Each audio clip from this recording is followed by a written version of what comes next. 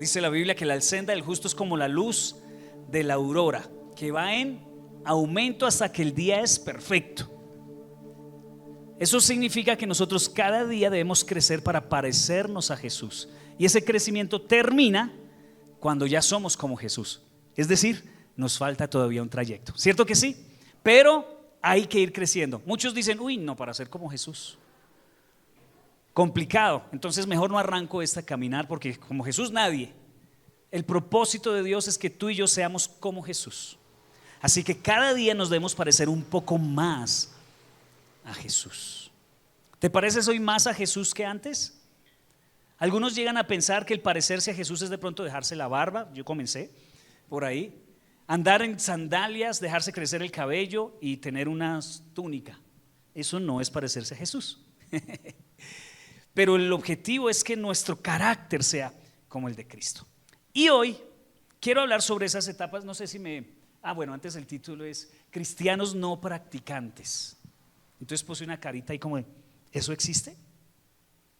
O sea, ¿puede existir cristianos no practicantes? ¿Cristianos que no practican? Buena pregunta, ¿sí o no? Pues parece que sí. Parece que sí. Y sobre eso vamos a hablar. Pero antes me gustaría que muestres una imagen que hay aquí, que fue como las etapas de crecimiento.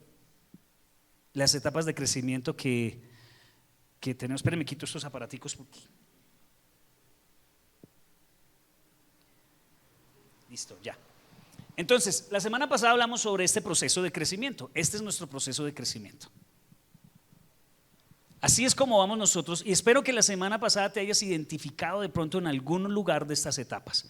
Y veíamos la etapa número 1, que es la etapa del reconocimiento de Dios, cuando yo soy salvo, cuando me doy cuenta que Dios existe, que no es algo como de mis papás o de la tradición o de la cultura.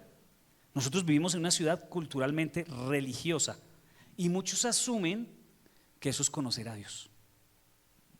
Y la iglesia se ha inundado de la religiosidad que invade nuestra ciudad, y también creen que por venir el domingo a acompañar al papá o a la mamá, o venir con el esposo o la esposa, o hacer cosas religiosas, nos hace a nosotros tener una relación con Dios. Y no, tiene que haber un punto en la vida donde nosotros conozcamos a Dios, donde seamos conscientes de que Él es real, de que Él vive y que yo puedo tener una relación con Él. Eso se llama nuevo nacimiento o conversión. Hay cristianos que llevan muchos años en la iglesia y no les ha pasado eso. ¿Por qué? Porque que yo esté en un garaje no me hace un carro, y que tú vengas a la iglesia no te hace creyente. Me pasó por más de 21 años de venir a la iglesia, de servir en la iglesia donde mis papás me llevaban, de hacer las cosas que mis papás me decían que hicieran, hasta que un día me sacudí, o Dios me sacudió y me dijo: hey, mijito, yo soy real.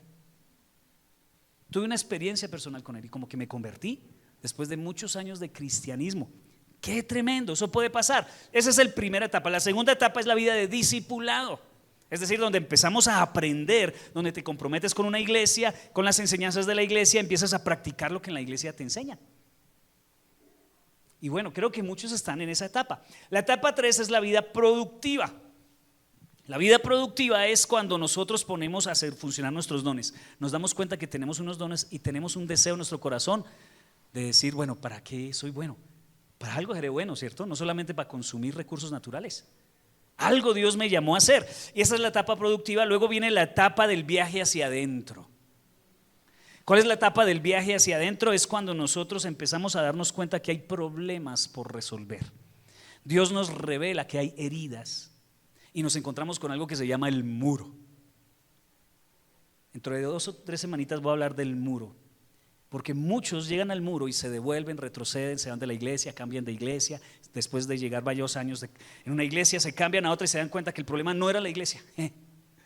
Ese es el muro, ¿cierto? El muro es una crisis de vida, una crisis de fe. Luego viene la etapa número 5, que es vuelve otra vez a servir, pero esta vez ya no sirve con los motivos de la etapa número 3, que servía por costumbre, por ritualismo, porque hay que hacerlo, sino que ya lo hace por amor.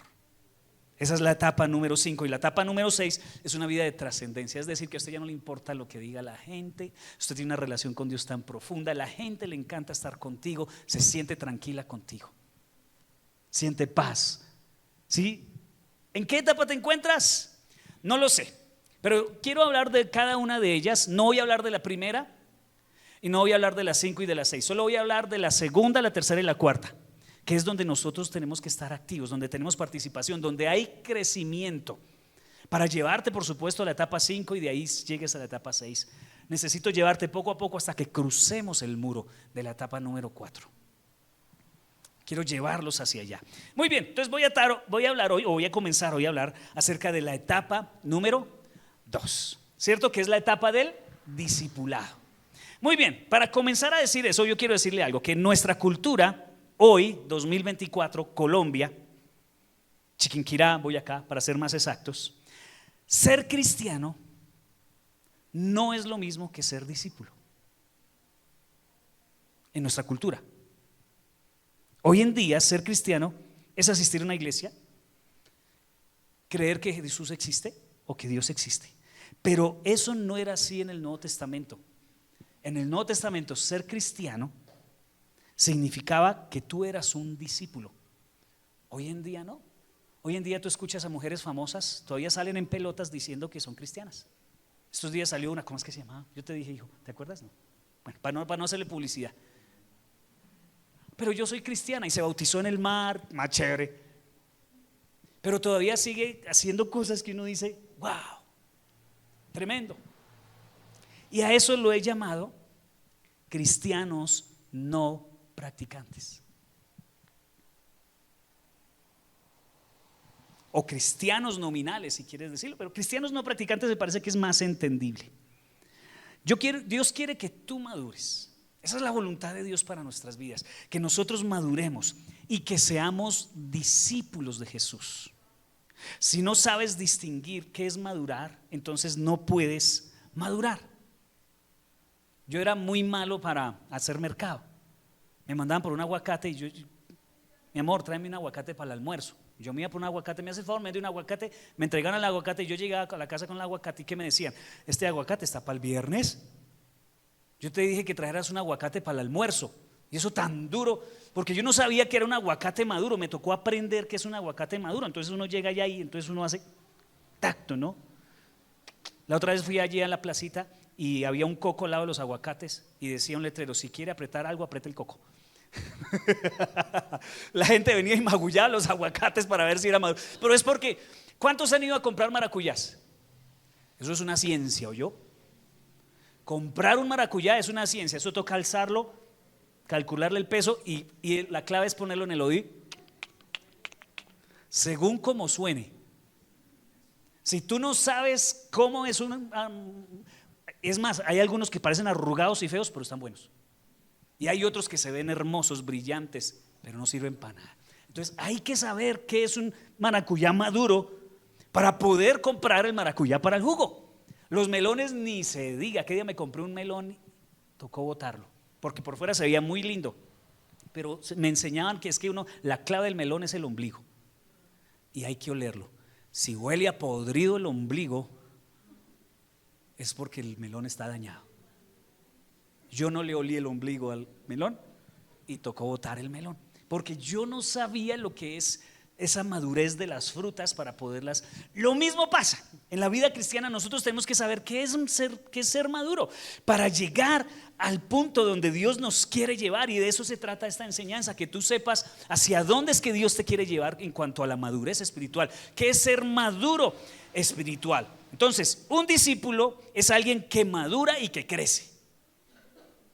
Mire cómo lo dice la Biblia en Lucas capítulo 6 versículo 37 al 40. Dice: no juzguen y no se les juzgará, no condenen y no se les condenará, perdonen y se les perdonará, den y se les dará, se les echará en el regazo una medida llena, apretada, sacudida y desbordante, porque con la medida que midan a otros se les medirá a ustedes. También les contó esta parábola: ¿acaso puede un ciego guiar a otro ciego? ¿No caerán ambos en el hoyo? Y mire que aquí nos explica qué es el discípulo. El discípulo no está por encima de su maestro, pero todo el que haya completado su aprendizaje, a lo sumo llega al nivel de su maestro. Entonces, ¿qué es un discípulo? Es alguien que ha entrenado bajo la guianza de un maestro. Esto es muy importante porque hay personas que creen que discípulo es ir a la iglesia el domingo. No, ser un discípulo es ser enseñado por un maestro y el discípulo llega a ser como su maestro. Eso es lo que Dios quiere con nosotros. No que tú asistas los domingos a la iglesia y ya, o que tengas una Biblia en la casa, o que pongas música en tu celular, música cristiana, música muy buena, por cierto. Eso no es un discípulo. Eso es un cristiano no practicante, porque un cristiano que practica el cristianismo es alguien que se sujeta a su maestro. ¿Y quién es nuestro maestro? Jesús es nuestro maestro. Entonces, ¿qué es la madurez? Ahora sí, vamos a definir qué es la madurez para saber hacia dónde vamos. La madurez de un cristiano se mide por su parecido a Jesús. No por la cantidad de versículos que se haya memorizado.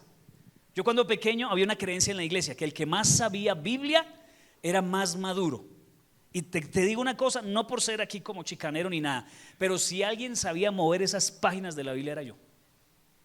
En serio, me acuerdo que hacían concursos bíblicos en la iglesia y yo era un asa, 3 bibliazos y ya encontraba el versículo. Y me había memorizado salmos enteros, todavía los tengo en mi cabeza, eso está bien, no está mal. Pero yo me los había memorizado. Sin embargo, la persona que más sabía versículos de la Biblia era el cristiano más hipócrita que había en la iglesia.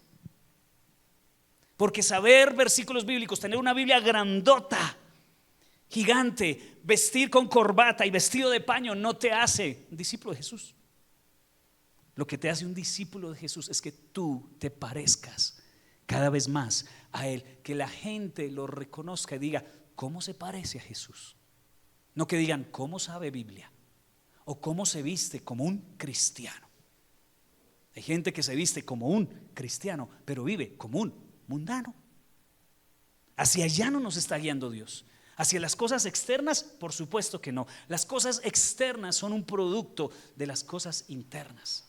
Así que Jesús es nuestra meta. Debemos parecernos a Él. Por eso el dicho de dime quiénes son tus amigos y te diré a dónde llegarás. Es decir, si tu relación con Jesús es cercana, ya sé a dónde vas. Pero si tú no tienes una relación con Jesús, si tú no eres discípulo de Jesús, también sepa dónde llevas. Jesús es nuestro Salvador, claro que sí. Jesús es nuestro proveedor, sin duda. Jesús es nuestro protector, claro que sí. Y muchas cosas más. Pero si yo quiero madurar, necesito seguirlo a Él como mi maestro que me enseña a vivir. ¿Por qué hago esta aclaración? Porque muchas personas ven la iglesia como el lugar donde me oran para que yo me sane. El lugar donde me oran para que Dios me dé un trabajo. El lugar donde vaya ya que eso es bueno. Y resulta que de eso no se trata el cristianismo. El cristianismo es estar bajo la tutoría de nuestro maestro y parecernos cada vez más a Jesús. Tremendo. Entonces, si vas a ser un discípulo de Jesús, no solo vas a necesitar un curso, primeros pasos, alfa. Poco a poco ustedes vamos a ir interiorizando la palabra. Diga conmigo, alfa. Ya les vamos a ir diciendo de qué se trata alfa. Tal vez tú hagas alfa, tal vez tú hagas primeros pasos. Y son cursos, pero lo que te vuelve un discípulo no es un curso. Porque ¿sabes qué también he visto? Que todos los que están aquí, si no la mayoría ya vio primeros pasos. Algunos ya han visto alfa y todavía algunos no me parecen a Jesús. Aunque el curso es importante, Dios no quiere que nos llenemos de cursos. Él quiere que nosotros aprendamos del maestro. Necesitas ser un aprendiz. Si quieres pasar de la etapa 1, que es el descubrimiento, cuando yo recibo a Jesús en mi corazón, sé que hay un Dios y sé que en Jesús tengo salvación. Para pasar al siguiente nivel, tienes que convertirte en un aprendiz. Iglesia, es para nosotros. No estoy predicándole para el que no vino.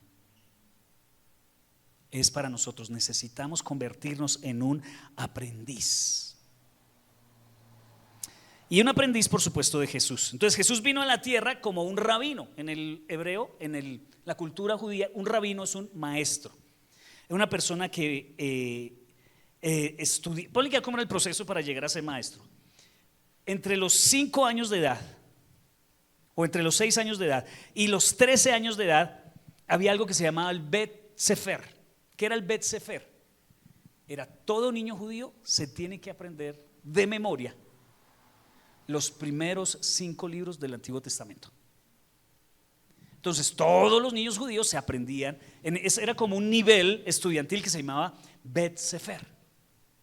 ¿Y qué hacían? Se aprendían Génesis, Éxodo, Levítico, Números, Deuteronomios. Muy bien, todo niño judío, cuando cumple los 13 años, entonces se examinan a los mejores y ellos pasan al siguiente nivel que se llama el Midrash. El Midrash es entre los 13 años y los 17 años. Durante esos años ellos se aprenden el resto del Antiguo Testamento de memoria. Y yo que ni siquiera me sé el número de mi esposa. No, en serio. Yo marco ahí donde dice esposita hermosa, pero no hay el número, no me lo sé. Si se me pierde el celular, le cuento una cosa. A duras penas me sé el mío y para llamarme a mí mismo perdí el año. Pero estos chicos, por supuesto era una cultura oral y no tenían dispositivos que nos han vuelto perezosos. La memoria era muy importante y es una razón por la cual nosotros tenemos una Biblia. La Biblia es muy confiable porque la memoria de ellos era muy confiable y por eso se transmitió la tradición oral de muchos de los libros de la Biblia. Entonces eso se llama el Midrash, se aprendía en el Antiguo Testamento y los mejores de ese grupo eran seleccionados para poder escoger a un rabino y seguirlo. Entonces escogían a los mejores. En ese proceso habían unos que no la cogían. Y me imagino que yo hubiera sido uno de esos, porque yo para aprenderme algo, entonces me imagino que yo a los 13 ya hubiera quedado eliminado de ese grupo. Dice, ¿y qué se sabe? En el principio creó Dios los cielos y la tierra estaba desordenada y vacía, y el Espíritu de Dios se movía sobre las aguas. Y hasta ahí llegué, que es lo único que me sé de Génesis capítulo 1, versículos 1 y 2. Entonces yo hubiera fallado en ese proceso. Entonces los mejores hubieran seguido al siguiente, y los mejores cuando llegan a los 17 años podían escoger un rabino al que ellos les pareciera el mejor rabino para ellos aprender, y se convertían en discípulos de ese rabino, ¿cierto? Entonces cuando Jesús era rabino, o sea, Jesús pasó todo este proceso. Jesús se convirtió en rabino. Escúcheme, ser rabino no era pues, cualquiera. ¿Quién quiere ser rabino? Alce la mano. Tenía que haber pasado todo este proceso. Y al ser rabino, Jesús, ¿qué hizo Jesús? Jesús fue diferente a los otros rabinos. Las personas escogían a su rabino, pero esta vez Jesús se fue a la orilla del mar y escogió unos tipos que no pasaron, no llegaron ni siquiera al Midrash. A Pedro, a Juan, a Andrés, pescadores que dijeron, no, lo mío no es la teología, vámonos a pescar. Y que llegue un rabino y los escoja a ellos y les dé la oportunidad de estudiar a los pies de un rabino. Eso era el privilegio más grande. Por eso la alegría de los discípulos cuando Jesús los llamó a que le siguieran. ¿Y sabes qué? Dios ha hecho ese mismo proceso contigo y conmigo. Es que nosotros no éramos duros para muchas cosas. Hay otra gente mejor que nosotros, y el Señor vino y nos escogió a nosotros y nos dijo, sígueme. Como le dijo a Pedro, como le dijo a Juan, como le dijo a Mateo, sígueme, te convertiré en pescador de hombres. ¿Cómo no voy a seguirle? Si el Señor me ha llamado a que yo sea su discípulo, el mejor maestro que había. En esa época había un maestro muy famosísimo que era Gamaliel. ¿Y ustedes saben quién era discípulo de Gamaliel? Pablo de Tarso. Saulo de Tarso se convirtió en discípulo del mejor rabino de esa época, ¿cierto? Más o menos Gamaliel era como Jesús en cuanto a nivel de educativo, ¿cierto? Como Gamaliel era como Harvard. Harvard es como una de las mejores universidades del mundo. Y que Jesús llame a estos hombres a que hagan parte de la mejor universidad del mundo. Por eso ellos corrieron a recibirle. Entonces, cuando Jesús llega con los discípulos que eran unos pescadores que no tenían escuela, Jesús les dice, sígame. Dejaron ellos todo y empezaron a caminar con él, viajaban con él, estaban con él. Lucas 5:11 dice, y dejándolo todo, siguieron a Jesús. Entonces la pregunta es, ¿qué tengo que hacer para seguir a Jesús? Haz lo que hicieron los discípulos, lo dejaron todo. Es decir, dejaron sus pensamientos, dejaron sus argumentos, dejaron lo que sabían. Esa idea que nosotros tenemos del éxito, que se nos ha enseñado en la escuela, en los programas de televisión, en los libros de autoayuda, tenemos que coger y sacarla, quemarla, botarla y caminar con Jesús para que nos enseñe cuál es su idea de éxito. Esa idea que trajimos de nuestra casa de cómo criar a nuestros hijos, hay que coger, sacarla de aquí y botarla y caminar con Jesús y aprender cuál es la manera correcta de criar hijos. Esa manera que nos enseñó la cultura, los colegios, las amistades, Netflix, acerca de las relaciones sentimentales, de tener novio o novia. Tenemos que llegar a Jesús y sacarla de la cabeza y aprender con el maestro. Esposas, cómo llevar una casa, un matrimonio. Tienes que sacar la idea que te metió tu mamá, la suegra, y empezar a preguntarle a Jesús cuál es la manera correcta. Eso es seguir a Jesús. ¿Qué tengo que hacer para seguir a Jesús? Dejar todas estas cosas. Esa es la única manera de ser un discípulo de Jesús. Hay personas que están sentadas hoy aquí, que están combatiendo las mentes, los pensamientos que han aprendido toda esta semana en televisión, en su colegio, en su universidad, con los pensamientos que aquí se imparten, que nos enseñan la palabra, y luchan en su cabeza. Mujeres al poder, feminismo es la respuesta. O los hombres, no, hombres no nos vamos a dejar, retrocedamos al machismo. Tantas ideologías que tenemos que coger y sacarlas y dejarla todo, como los discípulos de Jesús lo hicieron. Dejaron todo y le siguieron.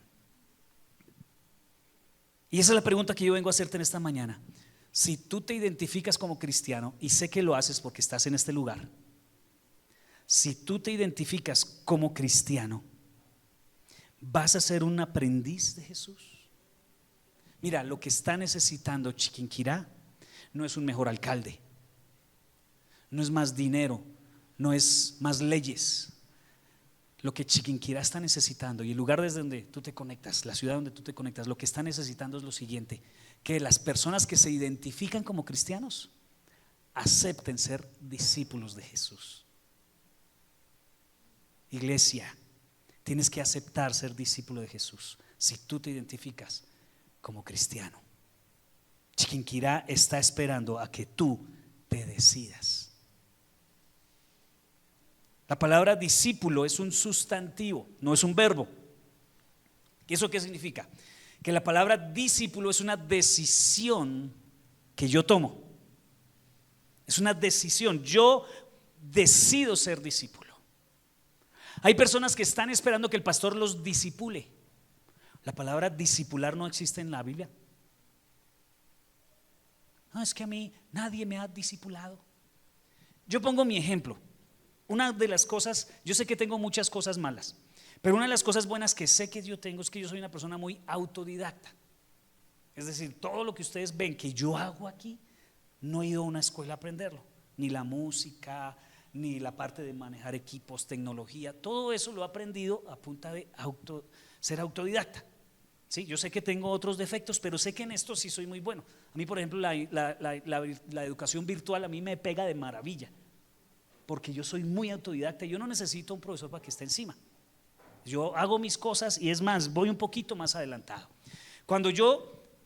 Desde que yo tengo como conciencia de ese deseo por ser como Jesús, me he involucrado mucho con estudiar, con leer y prepararme y conocer más de Dios. O sea, yo nunca le dije, a mí el pastor no me visitó para darme un discipulado. A mí nadie me ha venido, es más, yo empecé a estudiar instituto bíblico sin ser nada en la iglesia, nada más que un asistente. Yo empecé a estudiar en el instituto bíblico. Cuando llegué al instituto bíblico, que ya la iglesia donde empecé a servir, la iglesia me pagó, me subsidió estudiar ya en una institución educativa formal. Cuando yo llegué al instituto bíblico a estudiar, cuando estaban hablando, yo ya sabía de qué estaban hablando. En serio, a veces yo decía, ¿qué horas va a terminar este man? Que eso ya me lo sé, porque yo ya había decidido parecerme a Jesús y no tenía que esperar a que viniera un pastor, a que viniera un líder, a que alguien me discipulara.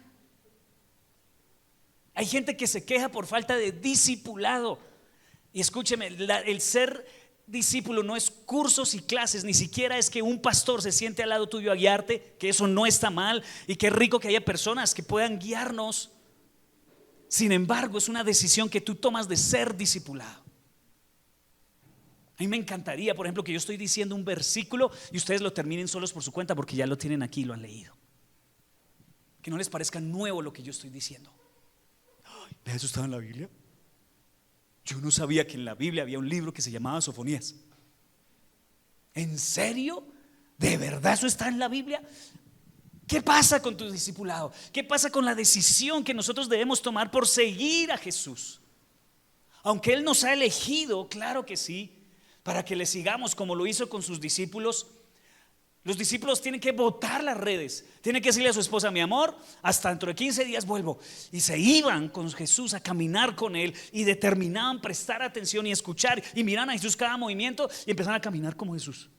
Y empezaba Jesús a orar por los enfermos y ellos así empezaban como a ver cómo es que ora, porque querían aprender de Él. Eso es el discipulado. Entonces Dios no te va a discipular más allá de lo que tú decidas ser un discípulo. Tú tienes que decidir ser un aprendiz. Si tú tienes que decidir: voy a imitar a Jesús. Voy a imitar a Jesús. Yo quiero imitar a Jesús. Yo quiero ser como Jesús. Hay gente que me ha dicho: no, yo no quiero ser tan religioso. Ok, siéntate ahí 3 años más a no hacer nada y ser nadie en las cosas del reino. Pero tienes que crecer en ser más como Jesús. Yo no te estoy diciendo que seas religioso, porque Jesús no era religioso. Seguir a Jesús no es convertirse en alguien religioso. Entonces, ¿qué es, pastor? Ya entendí, quiero ser un discípulo. Pastor, explíqueme, ¿qué es ser un aprendiz de Jesús? Muy bien, ¿qué significa ser un aprendiz de Jesús? Yo creo que 3 cosas por lo menos. Lo primero es, ser un discípulo de Jesús es estar con Jesús. Mira, lo que está más presente en tu mente, ese pensamiento dominante que tú tienes, eso es lo que eres. Ay, estoy enfermo. Ay, estoy enfermo. Estoy enfermo. Ay, estoy enfermo. Entonces buscas por internet enfermedades que se asocien con tu dolor y encuentras personas que: ay, yo también tengo eso. A mí también. Un amigo se murió de eso. Ay, me va a morir de eso. Ese pensamiento dominante es el que te convierte en lo que tú eres.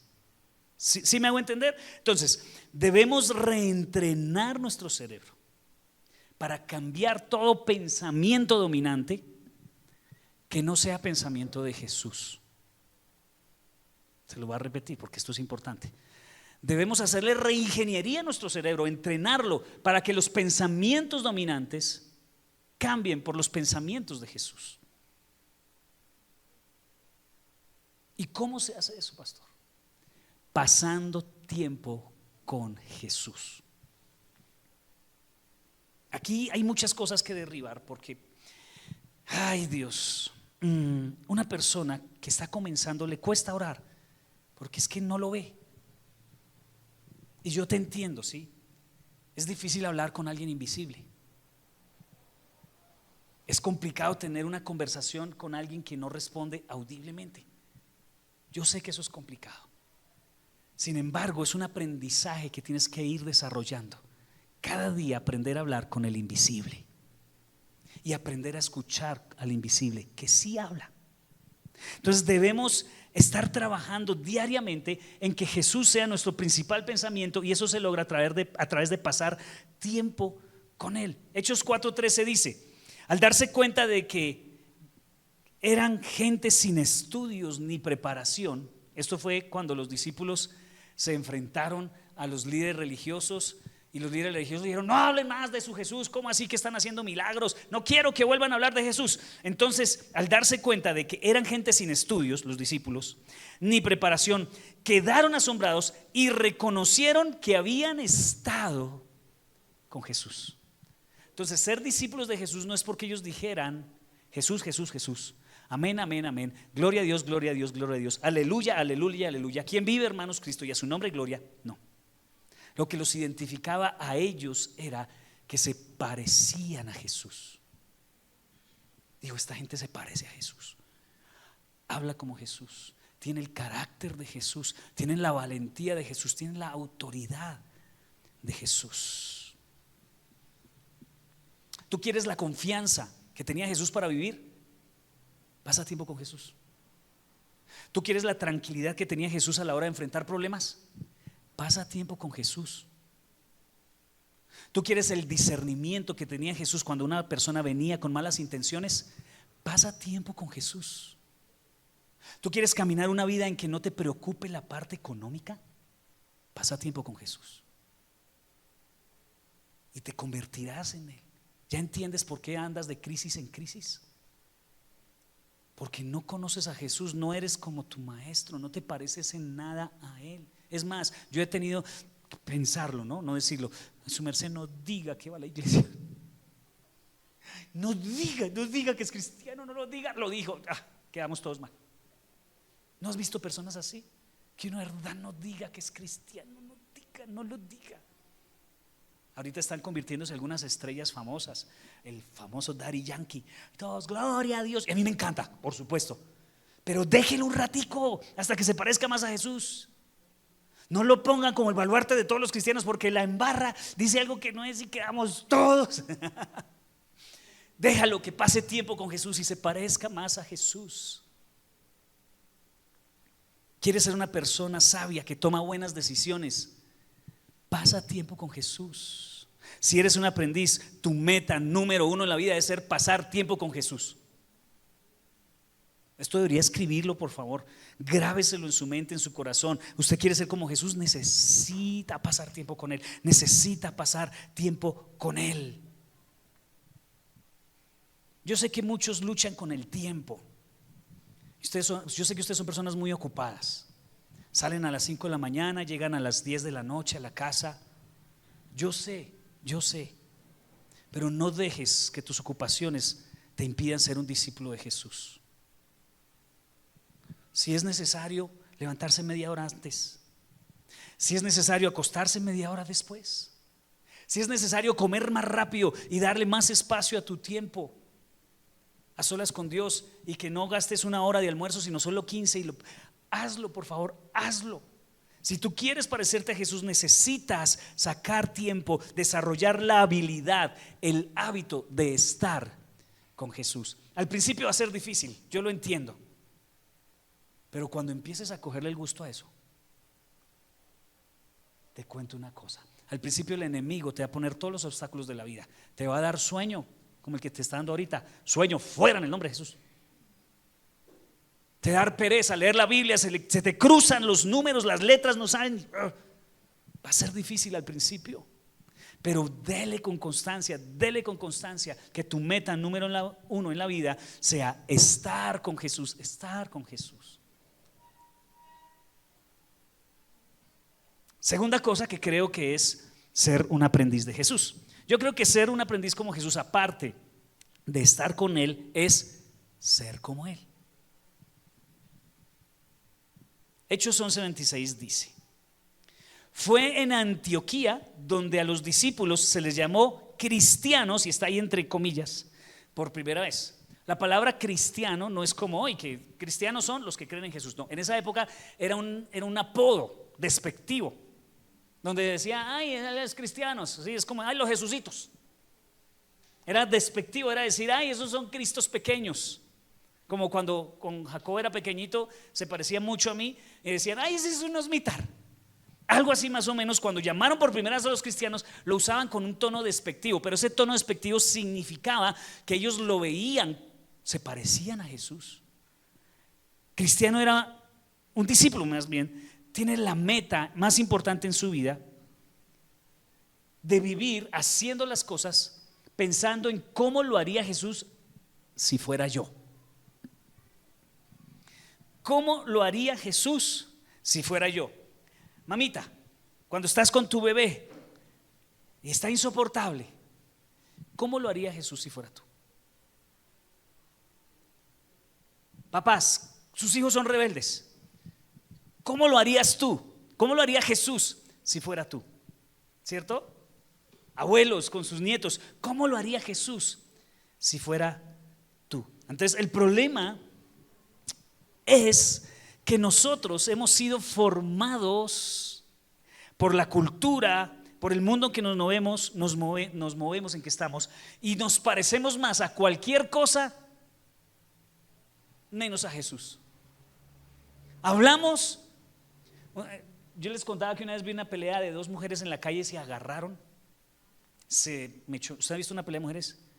Ay Dios, es una cosa brava. Las mujeres para pelear son terribles, ellas apuntan a la cara. El hombre, pero la mujer de una vez, uñas para qué te tengo, pelo para qué te tengo. La idea de la mujer es volver fea a la otra. Entonces yo veía esa pelea y me parecía escuchar una novela mexicana. En serio, literal. ¿Cuántos han visto novelas mexicanas? Ustedes no, ¿cierto? No. Yo cuando chiquito fui criado con Corín Tellado. En la casa se veían esas novelas. Y entonces era escuchar eso en esa pelea. Literal. Mosquita muerta, le decía la una a la otra. ¿Y de dónde sacaron ese dicho? Ni siquiera es colombiano. Literal, ese dicho no es colombiano. ¿Y de dónde salió? De las novelas. Entonces, muchas personas se parecen a cualquier cosa menos a Jesús.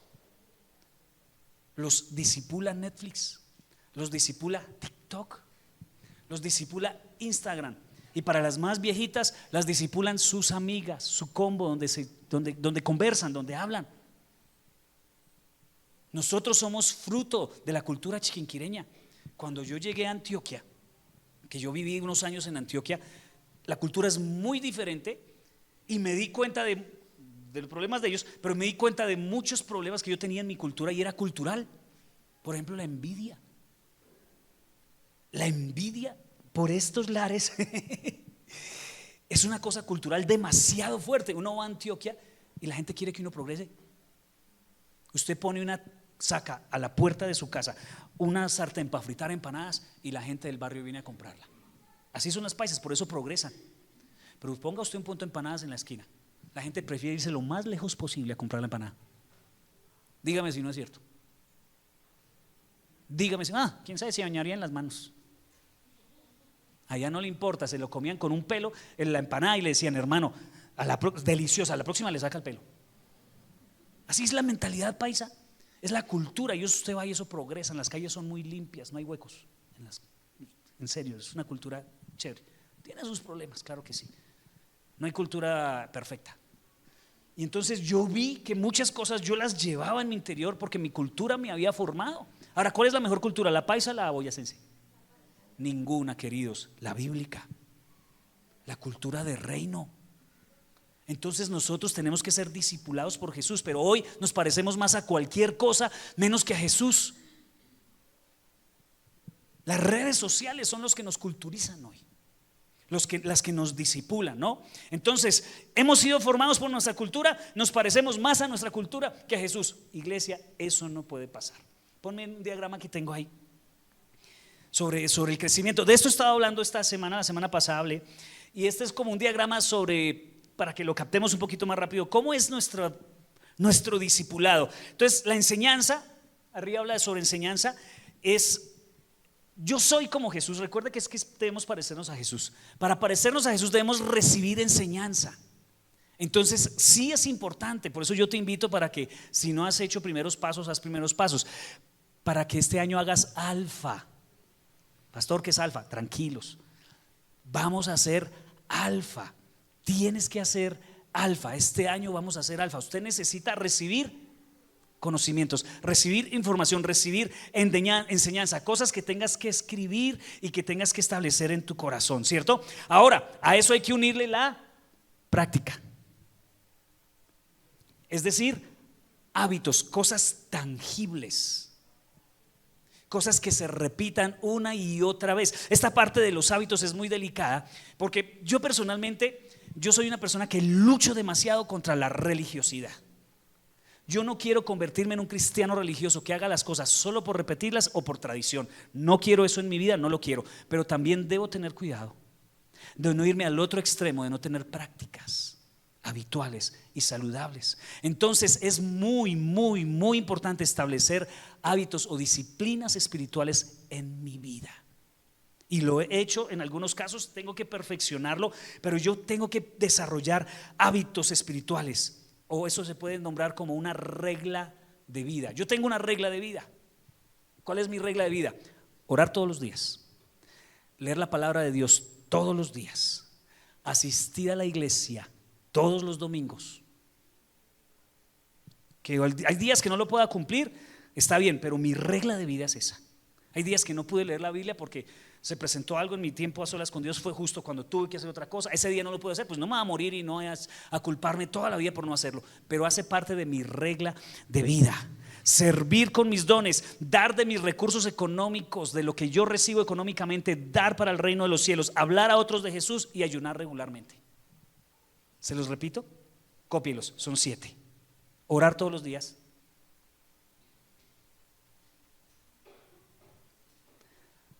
leer la Biblia todos los días,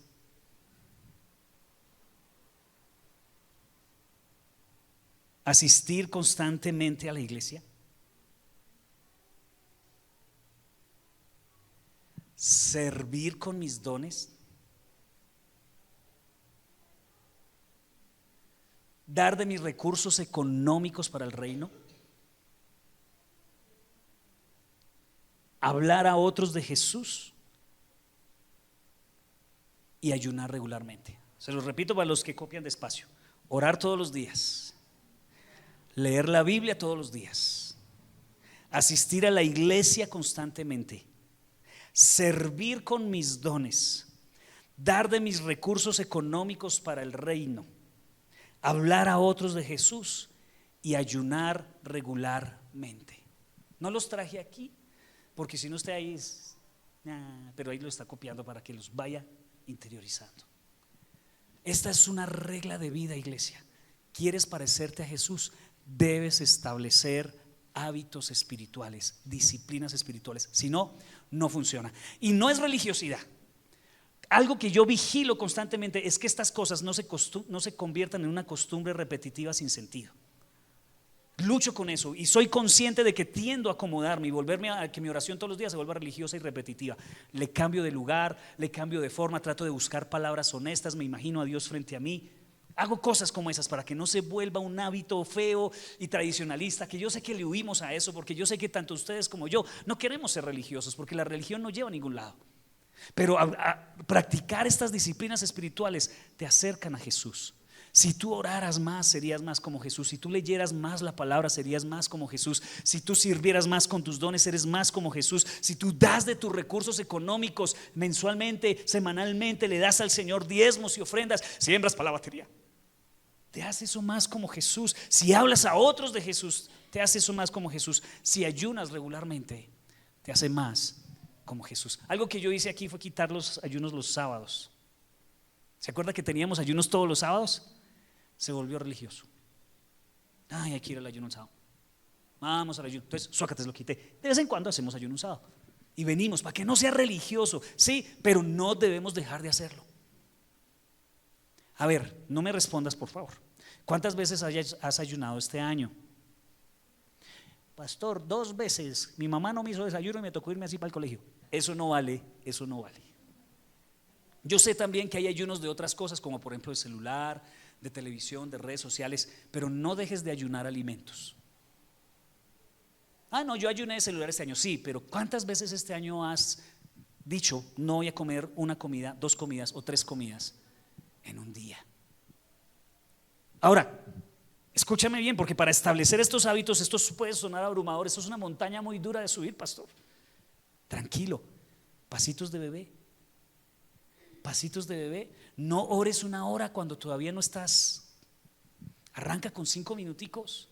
Dale 5 minuticos durante 2 semanas. Y luego súbele a 10 minuticos.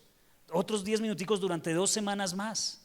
Y luego súbele otros 10 minuticos. Y vele subiendo gradualmente. El ayuno no arranque con ayuno de 40 días, se lo aconsejo de verdad.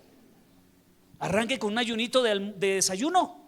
Hoy voy a almorzar y comer nada más, pero durante ese tiempo de ayuno voy a apartarme un pedacito para ir y orar y buscar la presencia de Dios, porque el ayuno no es solo dejar de comer, el ayuno es quitar comida para meter ahí oración o tiempo a solas con Dios. Hay que leer la Biblia. No te leas, yo no aconsejo que hagan el plan de la Biblia en un año.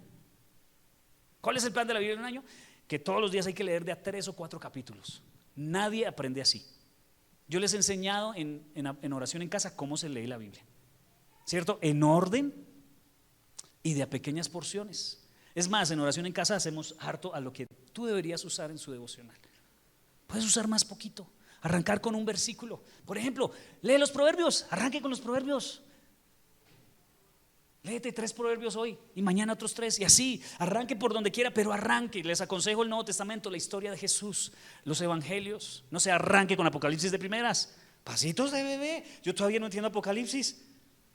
Pasitos de bebé, ¿cierto? El dar, pasitos de bebé significa empieza este domingo a darle al Señor de lo que Dios te ha dado. Pastor, es que yo recibo muy poquito. Eso no tiene nada que ver. Conozco gente que recibe mucho y da sobras, tampoco sirve. Conozco gente que no tiene nada, como la viuda pobre, que da de lo que tiene. Eso sirve más que cualquier otra cosa. Esta iglesia se ha sostenido por las ofrendas de viudas pobres. De verdad, ofrendas de personas que son fieles con sus 2,000, con sus 5,000.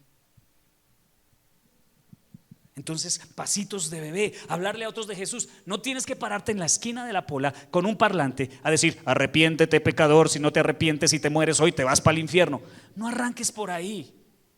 Arranque compartiendo un link de oración en casa o el link de esta prédica a un amigo. Arranque diciéndole a una persona: oye, me encontré un versículo, pensé en ti, ahí te lo mando. No tiene que ser complicado, pasitos de bebé. Pero inténtalo cada día, porque tenemos que ayunar, crecer en el discipulado. El ayuno también, ¿no? Asistir a la iglesia. Una meta de vida tuya debe ser asistir a la iglesia todos los domingos. Que falles, todos fallamos. Un día de estos ustedes no nos ven aquí porque nos fuimos de vacaciones, pero todos los domingos, mi meta es estar todos los domingos en la iglesia, participar de todo lo que se haga en la iglesia, ¿cierto? Entonces, caminar el camino de Cristo no solo es creer las cosas correctas, recibir información, tener todos los discipulados, no, practicarlo. ¿Y cómo se practica? Disciplinas espirituales. Y comienza poquito a poquito, pero comienza, por favor, comienza. Piensa un momentico antes de que pasemos al siguiente punto, porque quiero volverlo práctico. ¿Cuál de estos 7 hábitos que tú escribiste es el que vas a trabajar esta semana? A ver, piénsalo, míralo. ¿Cuál es el que vas a trabajar esta semana que no lo has hecho? Escríbelo en algún lugar, no sé. Pon un horario, escríbelo en la agenda. ¿Cuál de estos 7 hábitos espirituales es el que vas a trabajar esta semana? Y vas a dar pasitos de bebé. Tal vez orar todos los días. Mira a ver si de pronto es ese. Tal vez es leer la Biblia todos los días. Mira a ver. El de asistir a la iglesia, bueno, aquí están. Cool. Para los que están conectados. Aunque la iglesia virtual nos permite muchas ventajas. Dar de tus recursos, ¿qué tal estás en esa área? Eso es para mi papá es el que tiene que dar.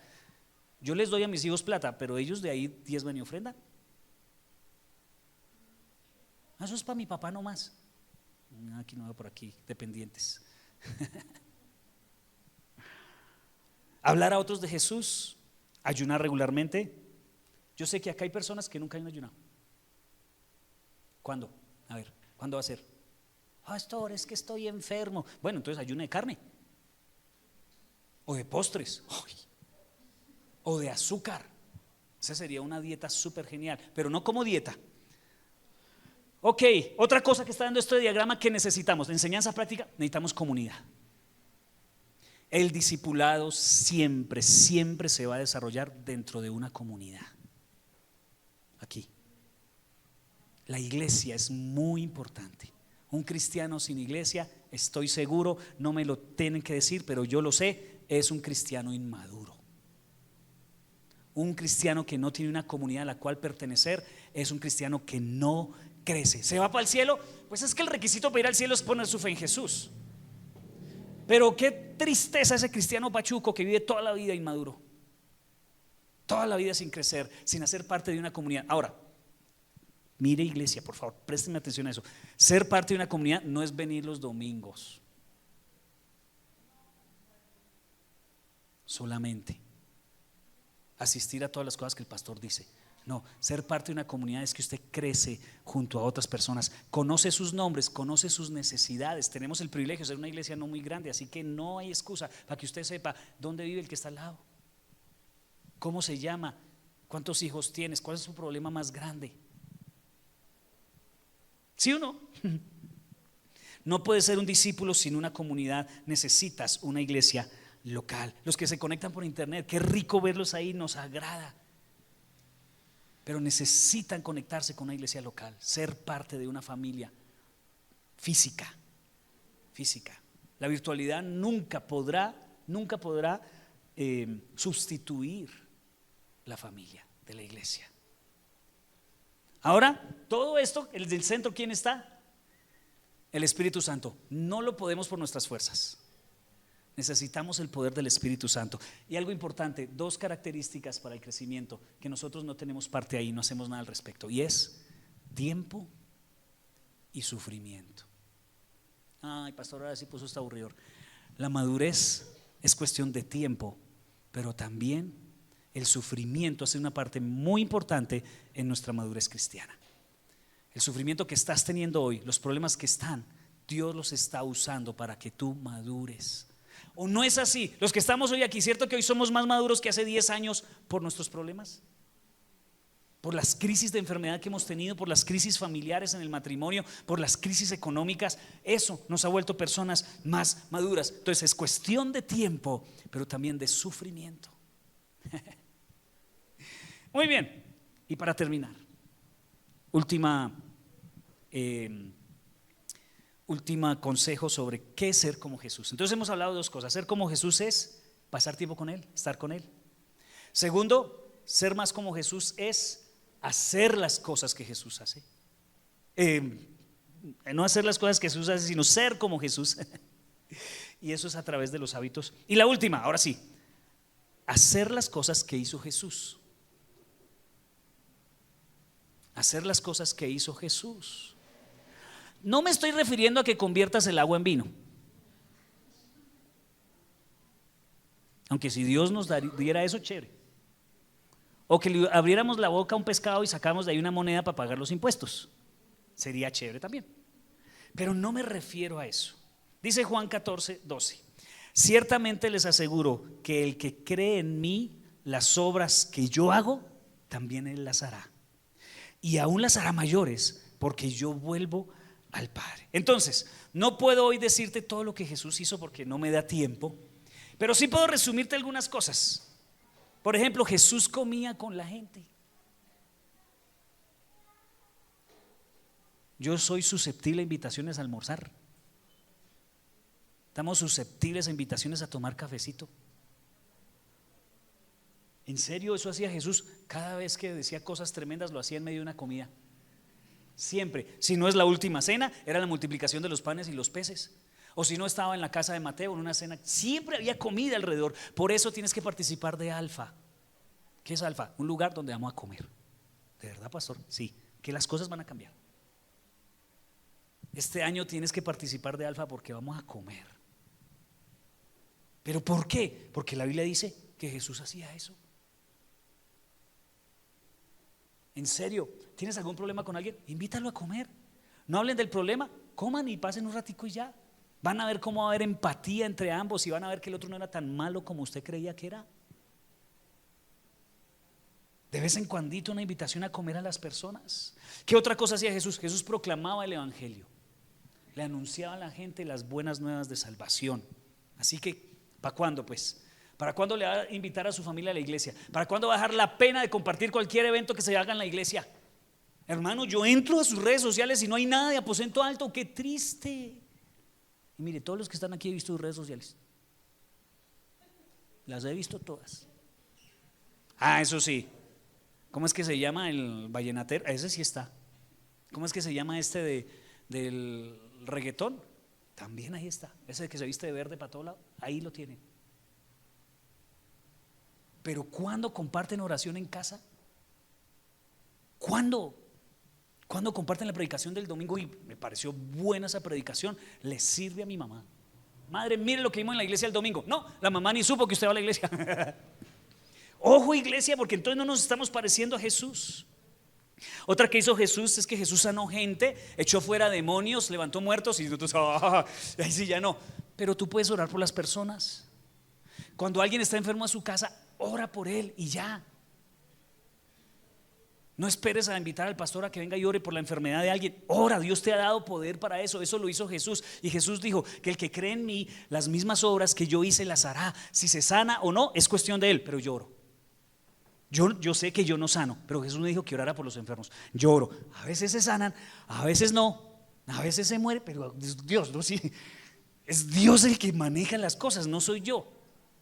Yo oro. ¿Qué otra cosa hizo Jesús? Jesús todo lo hizo con excelencia. Nunca llegó tarde a nada. Siempre cumplió lo que dijo. El mundo está esperando que nosotros como cristianos por fin decidamos ser aprendices de Jesús. Yo me imagino que muchos hoy van a decir, ok, ya sé en qué etapa estoy y a qué etapa necesito llegar. Así que el único requisito para ser un discípulo de Jesús fue lo que hicieron los discípulos. Dejaron todo, su forma de pensar, dejaron a un lado sus argumentos, su sabiduría humana y dijeron, queremos ser como Jesús. ¿Cuántos en este lugar quieren ser como Jesús? Tu familia necesita que tú seas como Jesús.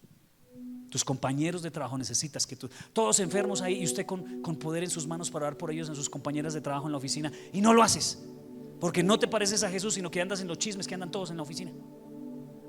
No puede ser, no puede ser. Tenemos que ser como Jesús. Ponte de pie y oramos.